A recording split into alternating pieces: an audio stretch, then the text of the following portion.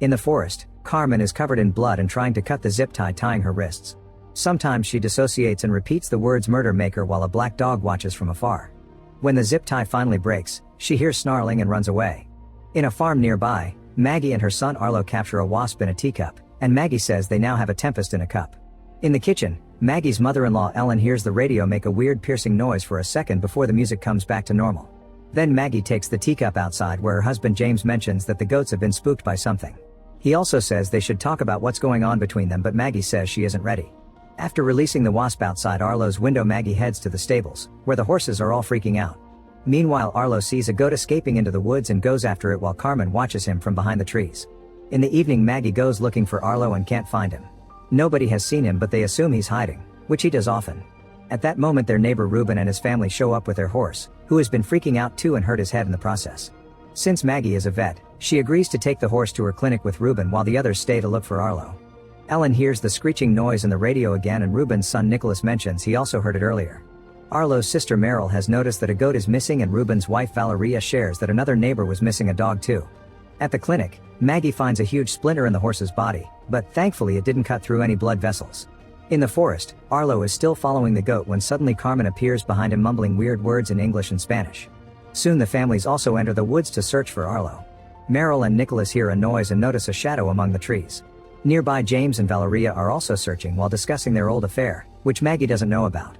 They're interrupted by the teens, who have found the missing dog and the goat. There are more snarling noises coming from the trees and they see some kind of animal run by. Thinking it's a coyote, James tells everyone to go back to the house. Somewhere else in the forest, Arlo is unconscious with strange marks on his body. When he wakes up, he finds Carmen roaring at his face. A rainbow light appears on her eyes and Arlo's eyes copy it. The families return to the house as Donald and his wife Claire show up to pick up their dog. Donald explains the animal in the woods wasn't a coyote but a big dog, probably rabbit. He also takes out his gun, announcing he wants to hunt the beast down. James disapproves of the idea, but their argument is interrupted when Arlo finally returns. After mumbling the same nonsense words as Carmen, he collapses. In the woods, Carmen is now lucid and begging for help. However, the beast finds her and kills her. In town, a person in a gas mask sprays a line of blue paint on the street. Back to the families, they notice the lights in the house flickering and the dog won't stop barking at the woods. They want to take Arlo to the hospital, but none of their cars are working, and their phones have no signal. While everyone goes into the house, Donald points out someone hurt Arlo, so he'll go looking for that person before they escape. In the bathroom, Arlo is feeling better and talking normally. His wounds are minor and he doesn't remember what happened. Suddenly he says they need to go and starts repeating the weird words including "murder maker." Then he tries to run away and bumps against Nicholas, causing him to hurt his head. Maggie goes after Arlo and holds him down until he passes out again. Meanwhile, James and Ruben are getting two horses ready to go to town for help when they notice a car on the road with the lights on. They run towards it and meet the masked man, who makes a gesture to make them freeze before pointing at the blue line on the ground. Then he holds up a board that says "Don't cross the line." James tries to explain the situation and ask for help, only for the man to take out a gun to keep them at bay. He makes a new drawing on the board that reveals the blue line as a circle surrounding the area. When James tries approaching him again, the man fires a warning shot. In the house, Arlo suddenly grabs some scissors to attack Maggie while repeating the weird words. She runs to block the door to stop him from leaving again, then she disarms him and holds him until he goes back to normal. Arlo admits he's scared, so Maggie sings him a comforting song. As Arlo sings along, he puts a bunch of marbles on the floor and places an inverted teacup on top of them. After pointing at the word "trap" on a dictionary, he tells Maggie that the man in his head is telling them to hide because it's coming and it kills everything in its way. In the woods, Donald keeps on searching when he suddenly trips on something, which happens to be Carmen's body. He drops his gun in the process, and when he turns around to look for it, he finds the big black dog growling at him. Donald starts walking away slowly, but the dog chases after him anyway. They reach the area where his friends and the masked man are standing, and Donald goes through the fence to escape. Unfortunately, he falls and the dog jumps on him to attack. A fight ensues and Donald manages to throw the dog off, making him fall across the line. All the men watch in shock how the dog's bones start coming out of his body until he dies. The masked man puts his board up again, reminding them not to cross the line. James demands an explanation, but the masked man only writes "Don't trust anyone" and leaves in his car. At the house, Claire announces she's going home with her dog because she has a landline phone that should work. The men are on their way back and see her come out, so they try to warn her, but it's too late. As the dog runs away from the line in fear, Claire crosses it and her bones snap out, killing her in seconds. Donald tries to reach his wife and his hand starts losing skin, so the other guys have to pull him back. The next morning, Donald is still sitting outside staring at his wife's body. Inside, Maggie asks Meryl to look after Arlo while she discusses the situation with James. He wants to cross the woods to check on their neighbors the Navarros, and Maggie tells him to take Ruben, but James refuses. This causes Maggie to reveal she knows about James' affair with Valeria, which is overheard by Ruben. James admits it's true but insists that the affair is over and he loves Maggie. He also apologizes, but it's not enough. Afterward, Ruben doesn't tell anyone that he knows and gives Maggie a gun before joining James for the trip. They leave on their horses, and after just a few minutes of riding, they find a snake that crossed the line and died a gruesome death. Meanwhile, Ellen and Valeria cover Claire's body with a blanket while Maggie takes Donald into the house. She bandages his injury and gives him a medicine injection that was made for animals. Donald tells her about the body in the woods. In the rooms upstairs, Meryl and Nicholas find Arlo learning words from a dictionary. Nicholas asks Arlo who he is, and Arlo replies that he is the Harbinger, while the real Arlo is asleep and resting. The Harbinger says they are trapped and grabs Meryl's hand, pulling as he insists they must hide or die. In the struggle, Meryl falls over and knocks a glass of water that spills over a rainbow drawing. Seeing the colors spread gives the Harbinger an idea, and he says that they aren't truly trapped. He tries to take Meryl out with him, but she doesn't let him, so Arlo wakes up to tell her she must listen to the Harbinger because the assassin is coming. After lots of begging from Arlo, Meryl and Nicholas agree to follow him into the woods, but Nicholas brings a knife just in case. The boy becomes the Harbinger again and takes them to a spot where the ground looks burnt up and animals are lying dead. He says this is mine and points to the sky, claiming that's where he came from. There's some rainbow-colored liquid on a rock and the Harbinger collects it in a jar. He explains it's poison, but he still wants them to drink it. If they drink just enough, they'll be able to walk over the line. If they drink too much, they'll die, and if they don't drink, the assassin will kill them. Meryl announces they're going home, and on their way back, Nicholas admits he's liked her since second grade. Feeling awkward, Meryl changes the subject by asking the Harbinger to bring Arlo out.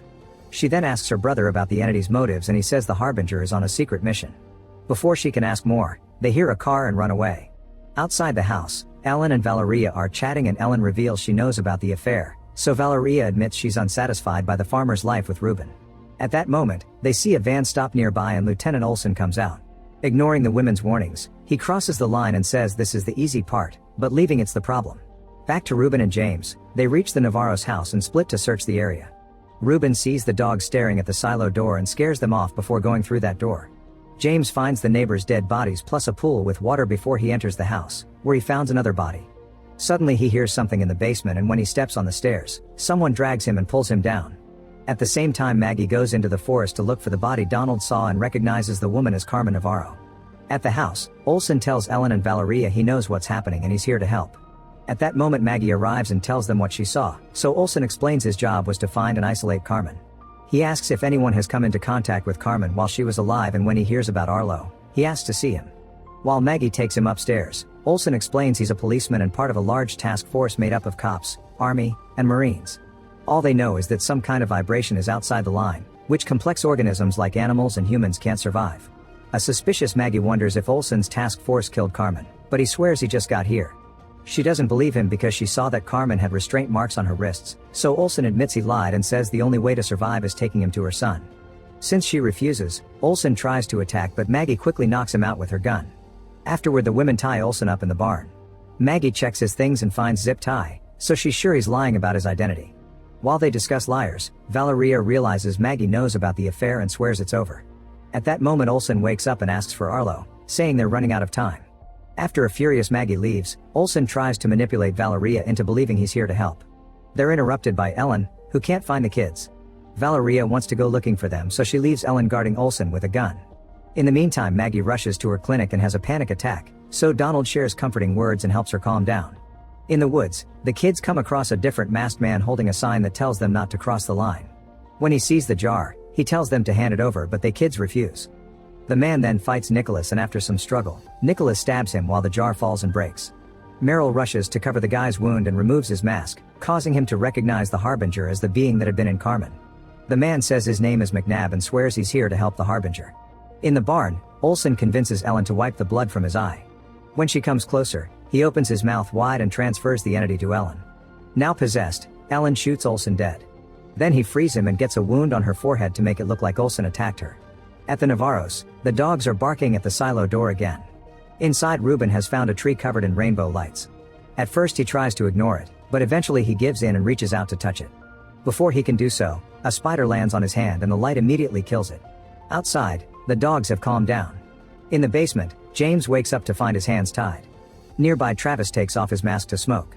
He can barely walk because he's wounded, but he still grabs his gun and asks James to give him a good reason not to shoot him. James tells him about Arlo and the line, but Travis explains it's impossible to tell who is a real human and who is an alien, so he shares his story. Travis had been a bartender working at a bar where McNabb was drinking. In his inebriated state, McNabb kept talking about some visitors from space and an invisible death trap. When the other clients laughed, he showed a scar on his arm to prove his story. Since McNabb was getting aggressive, the boss made Travis drive him home. During the trip, McNabb told Travis that the death trap had an incandescent power source that drew you in. Eventually, Travis dropped McNabb home and stayed outside to have a cigarette, noticing some signs nearby with ominous messages. At that moment, an orange car stopped for a second before speeding off again. Then he heard some weird noises in the house, so Travis went inside to check. He found a bunch of masks on the table and McNabb sleeping. Travis opened a drawer and stole a knife before McNabb woke up to point his gun at him. He quickly put it down though, saying he could tell Travis believed him.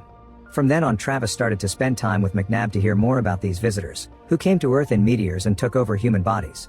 Some visitors were good, but others were evil. If a bad one showed up first, then a good one would follow to hunt it down. Soon Olsen joined them and taught Travis how to shoot a gun. He used their pictures as targets so Travis could learn to kill a friend if they became possessed. Olsen confirmed he used to be a cop, but he dropped out. The men explained that shooting will kill the host, but not the alien. They suspected that a woman named Mary had been possessed by a bad visitor. Two friends of theirs had been following her for 2 years and they noticed there were no deviations from her routine until 2 weeks ago when she became really active. She bought a gun, zip ties, and other gear, which probably means she's getting ready for the arrival of a good visitor. That night, Travis is still a bit unsure about the whole visitor deal, so McNabb told him the story of how his daughter was possessed by a good visitor. A bad visitor took her from him and made her drink the rainbow liquid to force her to cross the line. When McNabb tried following them, he hurt his arm at the line. Eventually, the trap disappeared and so did the visitors, leaving his daughter's dead body in a dumpster. Then McNabb gave Travis a sample of the rainbow liquid, which Travis kept on a necklace around his neck. Sometime later, the trio was keeping watch when Travis saw the same orange car. However, Olsen explained it wasn't Mary, it was a former team member who Travis was replacing. After the car left, Mary showed up in her van and released a black dog in the forest. The guys followed the van to the Navarro's house, where they immediately identified Carmen as a good visitor. Mary entered the house with the family, so the men put on the masks to follow them. McNabb put up a sign at the window and told Travis to get the pool ready. Olsen and McNabb burst into the house and Travis could hear a fight going on while he took a kiddie pool from the car and filled it with water. He also left a note with instructions on how to resuscitate a drowning victim. At that moment, a man came out of the house with the dogs and Mary shot him. After killing the other Navarro family members inside the house, Mary went to the empty silo and poured rainbow liquid on the ground. McNabb came out of the house with Carmen, whose wrists had been tied up. Unfortunately, he lost his grip and Carmen ran into the woods. The liquid in the silo started to grow into a tree and McNabb realized Mary was setting up the trap, so he rushed to his car and left without his friends. Travis tried calling McNabb's phone, but he could only hear a screeching sound that hurt his ear. Mary heard him and came over to transfer the visitor to him. A possessed Travis grabbed a piece of wood to hit her head and Mary responded by shooting him twice. After a few seconds she was dead, and Travis was throwing up blood. At that moment Olsen came out too and tried to help Travis, only for the visitor to jump into his body. A terrified Travis ran into the house and stayed in the basement since then. In the present, Travis finishes his story and explains the only person who can stop the trap is the visitor that made it.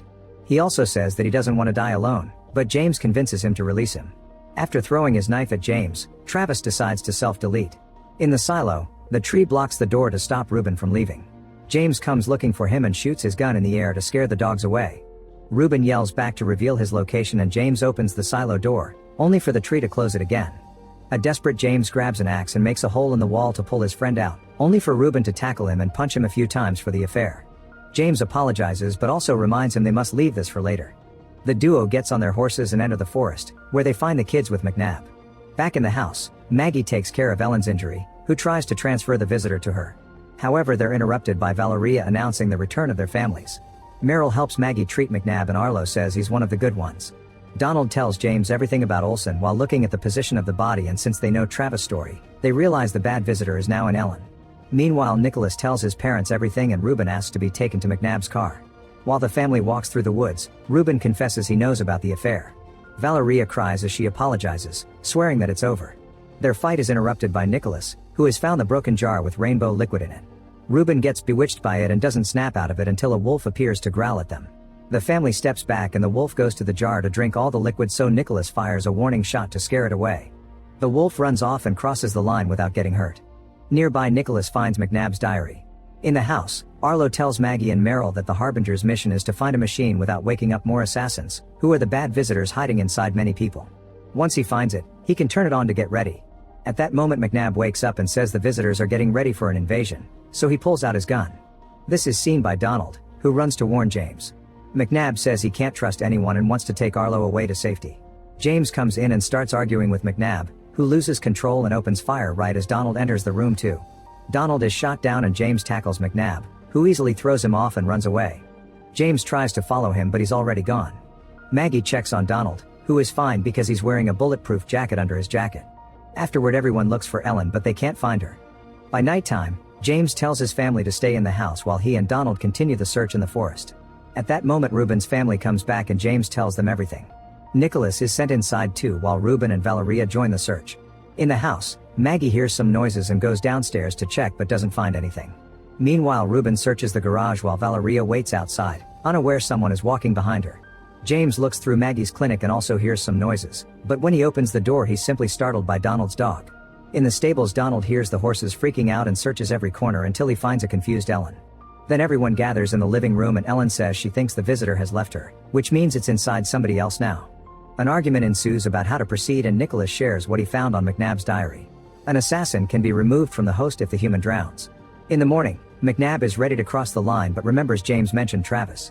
He runs to the Navarro's house and takes the necklace with the liquid from Travis' body. Back to Maggie, she reads Travis' instruction sheet, which James brought from the Navarro's house. She leaves her room and discovers Valeria leaving breakfast for the kids, who are being protected by Nicholas. Outside the tension is high among the men, who get a fire going, hoping the smoke will call for help. Ruben is tired of waiting and walks off, so Donald follows him. Then Maggie comes to see James with the instructions and says she can't bring herself to drown anybody. James points out it's their only solution and they have another argument. In the kitchen, Valeria tries to make a map and a list of people who are alone with Ellen and starts getting ideas. Upstairs Nicholas keeps reading McNabb's diary with Meryl and learns that there's an underground resistance fighting the visitors. While reading about the visitor jumping from mouth to mouth, Nicholas and Meryl kiss. Meanwhile Donald follows Ruben to the Navarro's house, where he's throwing fuel at the silo to light it on fire. The flames devour the building incredibly quickly, but after the fire is out and only some wall wood is left, the tree is still standing there.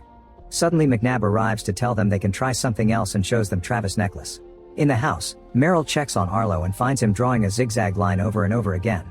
She concludes that Harbinger is trying to draw a map. After checking dozens of maps in a book, Meryl finally discovers that Arlo's drawing matches the Belknap mountain. Meanwhile Valeria pulls Nicholas out of the house while claiming that she knows who the assassin is. She takes him to the edge of the blue line and gives him the sedative and the knife she found in Ellen's room. Then Valeria opens her mouth and transfers the visitor into Nicholas, who pushes her mother across the line and watches her die. At the Navarro's home, Ruben drinks the rainbow liquid from Travis' necklace. Now he can approach the tree without getting bewitched. He's wearing gloves but grabbing a branch still burns him rather painfully. Ruben doesn't give up and breaks the branch, then he runs back to his friends to put it in a jar where it immediately becomes liquid. At the same time Maggie and James discuss the drowning issue again, wondering how to resuscitate a person via CPR if the visitor travels through the mouth. Then James talks about Travis and how guilty he feels about not saving him. He and Maggie end up bonding over their fears and hold hands, hoping they can repair their relationship. In Arlo's room, he and Meryl discuss how to find the assassin and Arlo gets an idea by putting the teacup over only one marble. At that moment something hits the window and Meryl looks out to discover Nicholas telling her to come out. Meryl runs to him and Nicholas says his mom was the assassin, presenting the knife and sedative as proof. He pretends Valeria failed the transfer and when Meryl lowers her guard, Nicholas transfers the assassin to her. Then Mary knocks Nicholas out with a rock and goes back inside. All this is seen by Arlo at the window, who runs to warn his parents.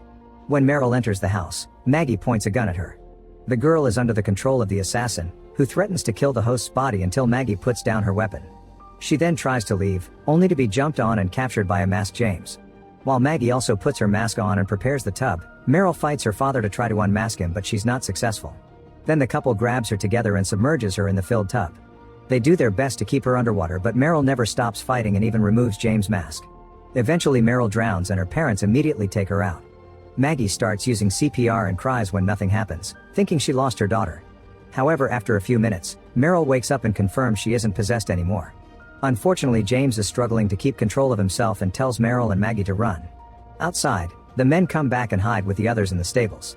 Arlo sees the jar with the liquid and says they need to leave, so Ruben tells everyone to go while he stays to wait for James and his family. As the group heads out, they see Valeria's body and Nicholas has a breakdown. At that moment Arlo hears a weird sound and runs away from the group. Once the assassin has taken over James, he comes out to look for victims. Ruben tackles him to start a fight, but James easily overpowers him and starts smashing his head on the ground. He's interrupted by Maggie shooting a warning shot right before Arlo calls for him. James follows the boy's voice and Maggie gets ready to shoot him, but she can't bring herself to do it. Then James enters the stables and goes upstairs where Arlo keeps him distracted while Maggie injects James with a sedative. Next she drags Arlo downstairs to escape until Arlo reminds her of the wasp in the teacup. Soon James comes downstairs too and tries to transfer the visitor to Maggie, who stabs him in the leg to make him back off. James easily recovers and attacks again, but Maggie is waiting and moves fast to push him inside a large freezer. He tries to keep her from closing the lid and Maggie is losing strength, however Ruben arrives and starts putting heavy things on top of the freezer to keep it closed. Meryl hears her father screams and wants to free him, so Maggie has to pull her away. Eventually the screaming ends, indicating James is dead and the alien is now trapped. Afterward everybody drinks a bit of the rainbow liquid and walk over the blue line without getting hurt. However Ellen decides to stay to tend to the animals, hoping Maggie and the others will be back with a solution. After an emotional goodbye, the group leaves in Olsen's van. Moments later they find the road blocked by two friendly people who McNabb recognizes as part of the resistance group. Suddenly an orange car appears and runs over the duo, quickly killing them both. The driver is McNabb's previous partner who Travis replaced. There's a woman with him who explains the duo they just killed had been controlled by bad visitors and the driver proves it by opening their bags, revealing zip ties, sedatives, and a jar of rainbow liquid. The woman then tells them that the visitors are waking up all over the world and asks them to join the fight. Maggie says they aren't going anywhere until they explain what's happening. Make sure to subscribe and turn on notifications so you can watch more videos like this. Thanks for watching.